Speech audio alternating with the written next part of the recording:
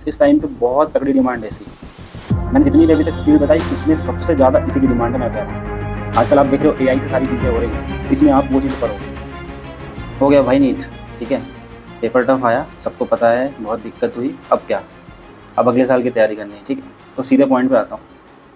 अगर आप class 12th के हो और ठीक ठाक मार्क्स लाए हो 300, 350, 400, तो 1 साल दो, ठीक है। 1 साल तैयारी करने में कुछ दिक्कत नहीं है, कुछ नहीं जाता। बहुत कुछ सीखते हो आप ज़िंदगी में, कैसे तैयारी करते हैं, कैसे सब्जेक्ट कवर करते हैं, कैसे नोट्स बनाते हैं, बहुत चीज़ें आप सीखते हो। दूसरी बात, अगर बिल्कुल ही इंटरेस्ट नहीं है, बिल्कुल करना ही नहीं है, डॉक्टर बनना ही नहीं है, मेडिकल में इंटरेस्ट ही नहीं है, तो फिर कुछ और चूज़ करो। 12th वालों के लिए सिंपल है भाई। अब आते हैं 1 ईयर ड्रॉप वाले। अगर आपका 1 ईयर ड्रॉप था और अगर 350 प्लस के आसपास आपके मार्क्स हैं, तो भाई आपको एक बार और देना चाहिए, ठीक है। अच्छा खासा मार्क्स है 350, और इस टाइप के पेपर में जो कि बहुत डिफ़िकल्ट था, एक बार दम लगा के करो, हो जाएगा। सारे सब्जेक्ट्स को अपनी वीकनेस देखो, क्या क्या कमी रह गई उसको लिखो, नोट डाउन करो। ये चैप्टर्स मैंने कंप्लीट नहीं किए, ये चीज़ें रह गई, अभी ये करना बाकी है, फिज़िक्स में ये कमी रह गई, या जो भी है लेवल अप करना है, मेंस के सवाल लगाने हैं, क्या लगाने हैं, उसको नोट डाउन करो, स्ट्रैटेजी बनाओ। लेकिन बाबू, अगर तुम्हारे 350 से कम है और 1 ईयर ड्रॉप है, मतलब तुमने कुछ नहीं करा, ठीक है, तुम सीरियस नहीं हो। अगर तुम सीरियस नहीं हो तो फिर मैं तुम्हें अलग रास्ते बताता हूँ। अभी आगे बढ़ते हैं। 2 ईयर ड्रॉप, भैया 2 साल ड्रॉप किया तुमने, अगर 500 प्लस नहीं आ रहे तो फिर तो गड़बड़ है। मैं मानता हूँ पेपर ख़राब हो जाता है, कई बार प्रेशर होता है, बहुत इमोशनल प्रेशर होता है, फैमिली प्रेशर, बहुत सारी चीज़ें दिमाग में चल रही होती हैं। तो एटलीस्ट 500 तो आपके आने चाहिए थे अगर 2 साल का ड्रॉप है। अगर नहीं आ रहा है तो आपको सोचने की ज़रूरत है। 500 प्लस है तो फिर आप एक बार और अटेम्प्ट दे सकते हो। वैसे तो मैं रिकमेंड नहीं करता हूँ, 2 साल बहुत होते हैं, पर फिर भी आपको एकदम जुनून है, आपको बनना ही है डॉक्टर, उसी फील्ड में जाना है, तो फिर आप ट्राई कर सकते हो। लेकिन अगर 450 से भी कम है और इसके आसपास भी नहीं है तो बाबू छोड़ दो, दूसरा कुछ देखो। मैं बताता हूँ क्या देखना है। और अब आते हैं 3 ईयर। भैया आप लोग रहने दो, ठीक है, 3 साल में हो जाती है BSc, BSc के बाद मास्टर्स हो जाता है आदमी। तो भैया अब आप लोग रह दो। अगर साथ में आपने BSc नहीं कर रहे थे तब तो बहुत लॉस किया आपने अपना। एक बात और, जो 1 ईयर ड्रॉप ले चुके हैं वो लोग साथ में अब BSc डाल दें, ठीक है। कोई भी अंडर पंडर कॉलेज से डाल दो, कोई दिक्कत नहीं होती। 2 ईयर वाले तो बिल्कुल डालें, और 3 ईयर वाले तो भाई छोड़ दो तुम लोग। अगर तुम्हारे 550 600 ना नहीं बन रहे 3 साल के बाद भी, कोई मतलब नहीं है।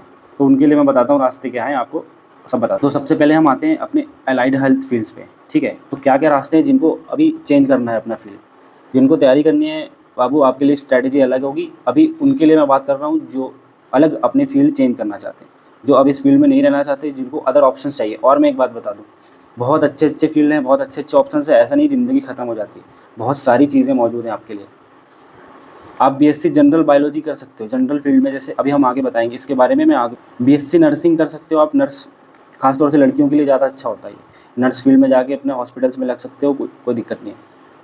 फिजियोथेरेपी कर सकते हो। फिजियोथेरेपी भाई इस टाइम पे तुम IPL देख रहे होगे भाई, IPL में जो स्पोर्ट्स मेडिसिन जो होती है, ये जितने भी फिजियोथेरेपी लगते हैं स्पोर्ट्स वाले, ये सब कौन है भाई, लाखों में खेलते हैं लोग। तो फिजियोथेरेपी बेकार नहीं समझना। अगर आपको स्पोर्ट्स में इंटरेस्ट है थोड़ा सा भी और मेडिकल साइड के हो तो ये फील्ड आपके लिए है। BSc रेडियोलॉजी, एनेस्थीसिया, भाई इन लोगों का बहुत काम होता है हॉस्पिटल्स में, ड्यूरिंग डायग्नोसिस, ड्यूरिंग ट्रीटमेंट बहुत काम होता है।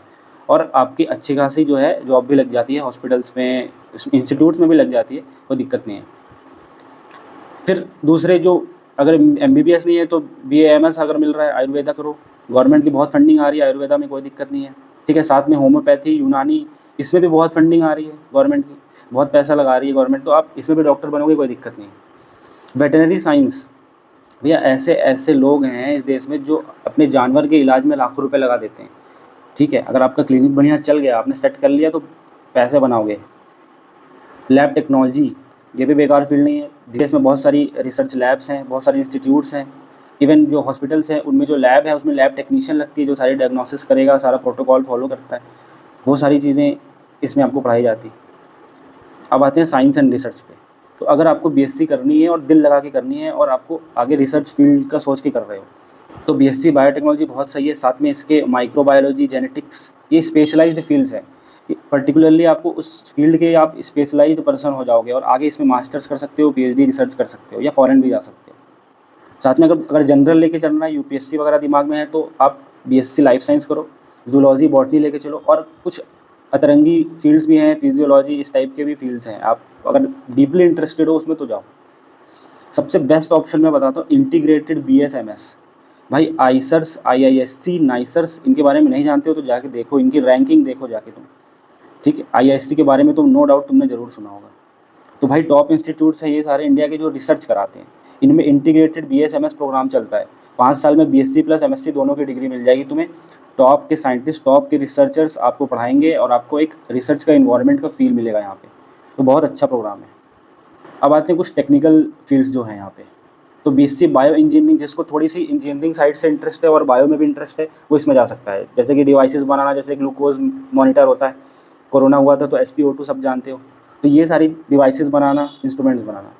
BSc डेटा साइंस इस टाइम पे बहुत तगड़ी डिमांड है इसकी। मैंने जितनी भी अभी तक फील्ड बताई उसमें सबसे ज़्यादा इसी की डिमांड है। मैं कह रहा हूँ जिसने डेटा साइंस अच्छे से कर ली, जिसको प्रोग्रामिंग में इंटरेस्ट है। बहुत सारे बच्चे ऐसे होते हैं, मुझे भी, जब मैं भी पढ़ता था तो मुझे प्रोग्रामिंग में बहुत इंटरेस्ट था। तो जिनको भी प्रोग्रामिंग में इंटरेस्ट है वो डेटा साइंस और बायो इन्फॉर्मेटिक्स में जा सकते हैं, बहुत स्कोप है। आजकल आप देख रहे हो AI से सारी चीज़ें हो रही हैं, तो इसमें आप वो चीज़ें पढ़ोगे। देन साइकोलॉजी में जा सकते हो, क्लिनिकल साइकोलॉजी में जा सकते हो, जिससे आप बाद में जाके साइकोलॉजिस्ट बन सकते हो, प्रैक्टिस कर सकते हो।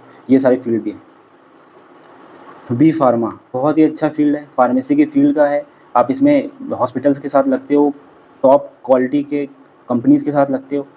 सन फार्मा, नोवार्टिस, इस तरह की टॉप कंपनीज़ के साथ आप काम करते हो। तो ऑप्शंस की कमी नहीं है, इंटेंट की कमी है। आपको करना क्या है ज़िंदगी में, आप डिसाइड करो।